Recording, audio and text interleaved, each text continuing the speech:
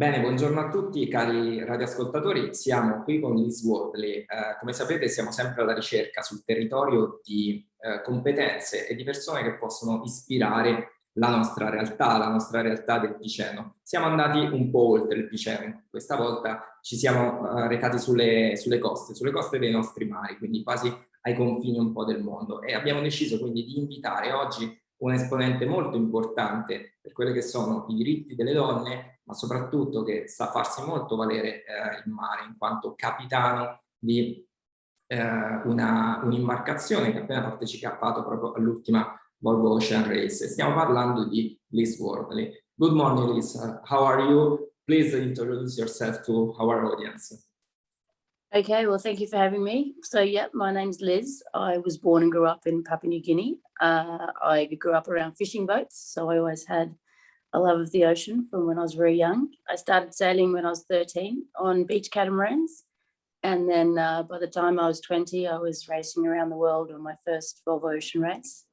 I then moved to France, where I did a little bit on the Mini and the Figaro, sailing solo for 6 to 8 years, and then I did another two Volvo Ocean races, one with Turn the Tide on Plastic and the other one with Team SCA. And in between I worked with the boatyard doing the refit of the fleet, and now I'm working with Team AkzoNobel, and we just did the Ocean Race Europe, so we raced around Europe. It was the first race since COVID, so it was very exciting to be racing again, and now we're trying to get ready for the next race around the world and see how that goes.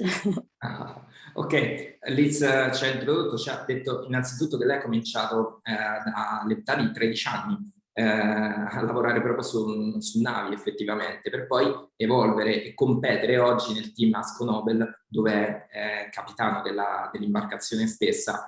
Sta partecipando e si sta preparando per la prossima Volvo Ocean Race, ma non è solo una grande professionista per quanto riguarda la gestione delle imbarcazioni, tutto quello che concerne il compito di un capitano, ma è anche molto attenta ai temi della sostenibilità. Infatti nei tempi recenti ha condotto un'imbarcazione Type for Plastic, che era proprio una imbarcazione che aveva il compito di sensibilizzare l'attenzione al 14° obiettivo dell'Agenda 2030, ovvero l'attenzione ai mari effettivamente. E quindi lei reputa molto importante unire la competenza e la professionalità anche a quelli che sono gli obiettivi di sostenibilità.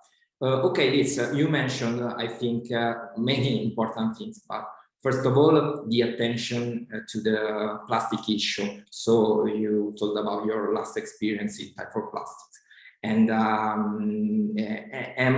want to try to have a particular question. So I want, first of all, to go in depth with the competencies and the main role of a captain on a boat. And moreover, why it is important in terms of, moreover, focusing on many other issues, for example, plastic, or for example, the sellage of plastic. And for example, the main objective, the 14 objective of Agenda 2030. So how you find the trade-off between your role as a captain and this important issue? Okay, so when we talk about boat captain, we just need to be clear that I'm not the leader of the boat. So that is the skipper. So our skipper on AkzoNobel Ocean Racing is Chris Nicholson. So I am the boat captain. So the boat captain is in charge of the boat, not the people.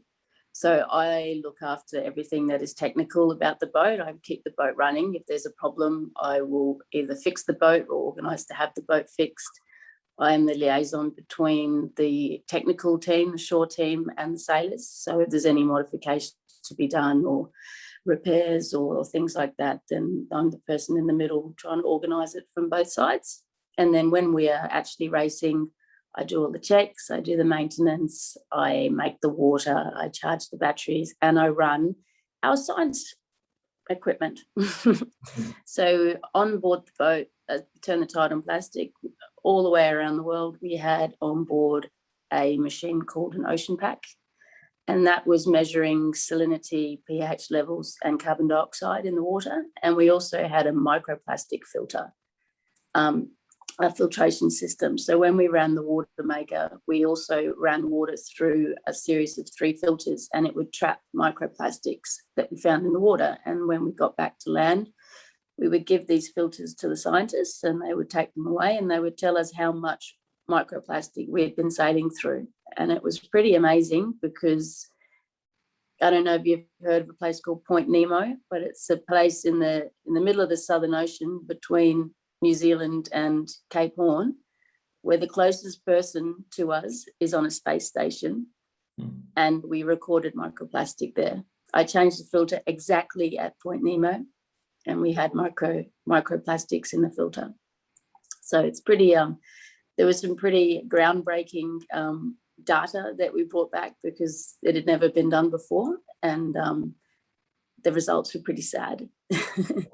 Liz ci sta spiegando quindi che il compito di un capitano, di un barco, è proprio prendersi cura di tutta l'imbarcazione, quindi lavorare per la manutenzione durante tutta la regata e far sì che tutto sia in ordine. Non solo, ci sta parlando di tutta quella che è la parte di attenzione alla sostenibilità che a lei nello specifico, ma più in generale sempre tutta la sua crew, tutta la sua il suo team.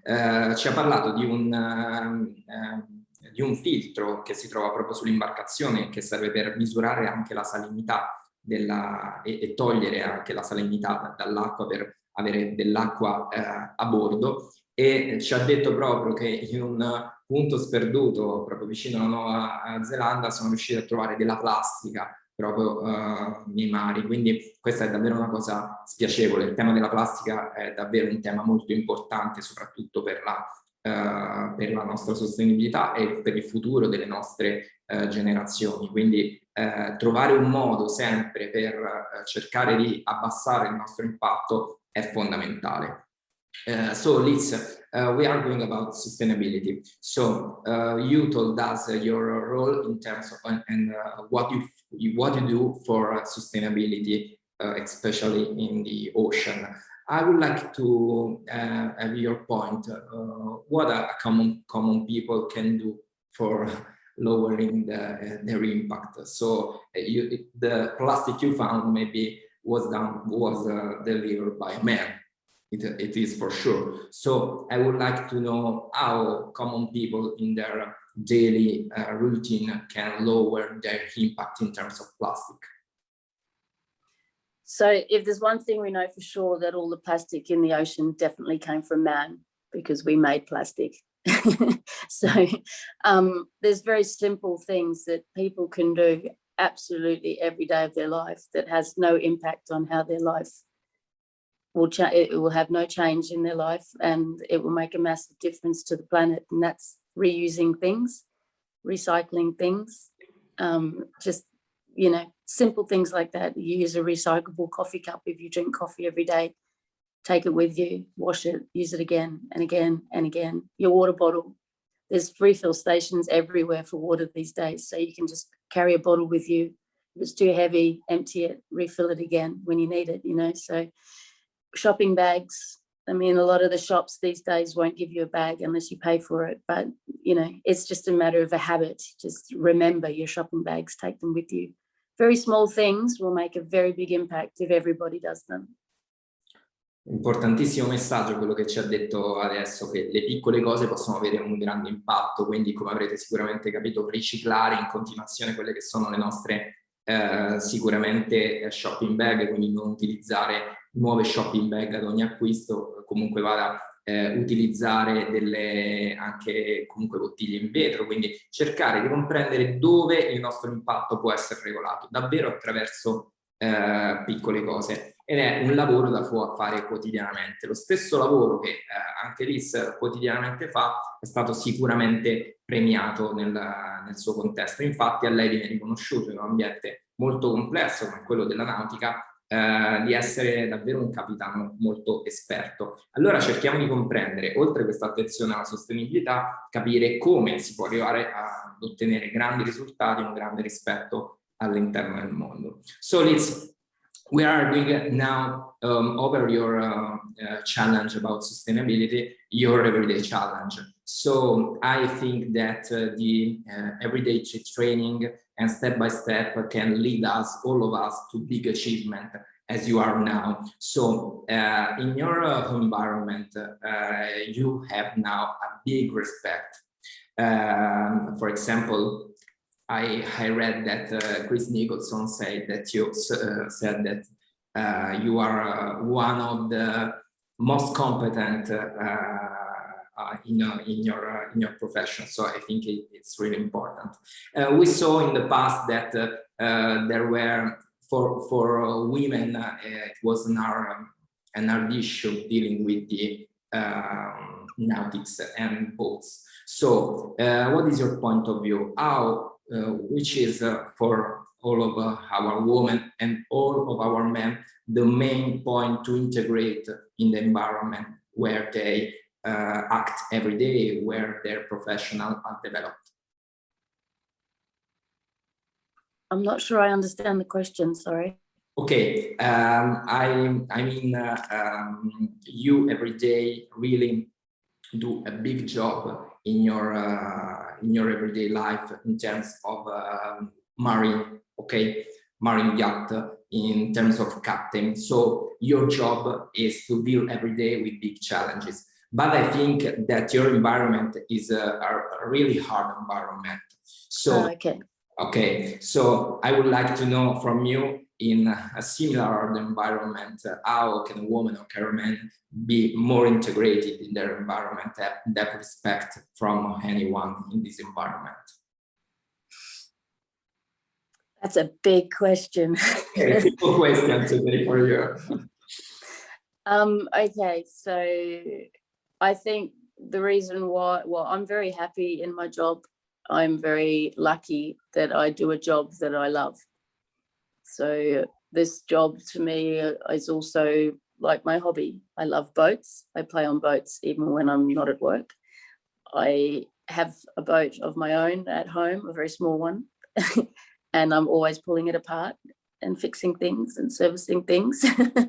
So I really, really enjoy doing what I do. But the reason why I've managed to, I guess, get where I am within the industry is just really by hard work and always wanting to be better, always wanting more knowledge, and always putting myself in a position where I can learn from the best, and also creating those opportunities. So the biggest example, I guess, would be after Team SCA, I really wanted to progress as a boat captain. And I asked the Ocean Race if I could go and work for them and do the refit of the entire fleet.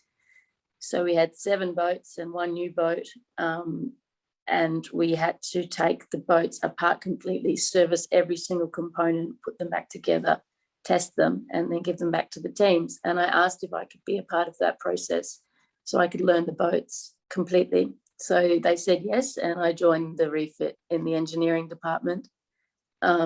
And spent 8 months in Lisbon pulling boats apart, putting them back together and learning them. And even though I was in the engineering department, I would go spend time in every other department, asking them questions, getting them to teach me things, and just expanding on my knowledge. And then as I went into Turn the Tide on Plastic, the next campaign as a boat captain, I had a lot of confidence and I tackled it in a completely different angle than I did with Team SCA.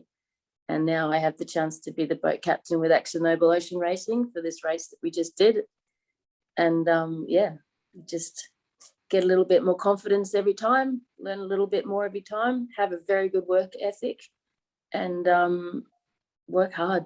Work hard, ok. Lizzie ci sta proprio dicendo come crescere effettivamente. Lei ci ha detto che tutti i giorni cerca di essere in ambienti molto stimolanti e anche molto complessi, di imparare dai migliori, quindi prendere dalle persone più competenti e cercare di crescere giorno dopo giorno. Utilizza il termine proprio work hard, che significa, no, proprio in inglese lavorare sodo, lavorare duro tutti i giorni, cercando di crescere, perché non si arriva sicuramente mai. Quindi anche in un ambiente complesso, lei ci ha parlato di un'attività appunto di retrofitting, quindi di revisione di tutte le imbarcazioni in cui ha lavorato a stretto contatto con gli ingegneri di tutta la competizione, quindi parliamo di 7 imbarcazioni in totale, dove lei è stata uno dei punti importanti per la revisione di tutte quelle che sono i componenti di un'imbarcazione.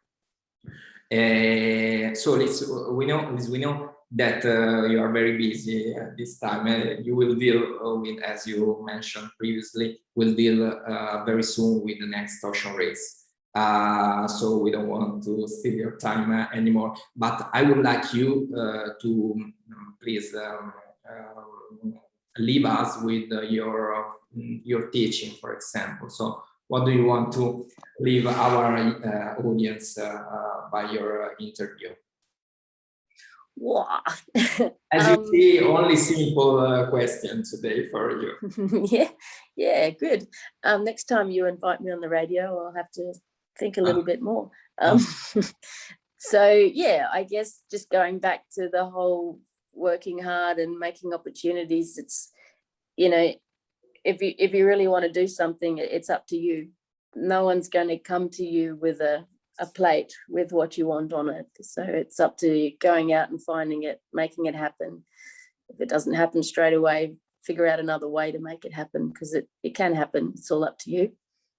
So yeah, and have fun doing it.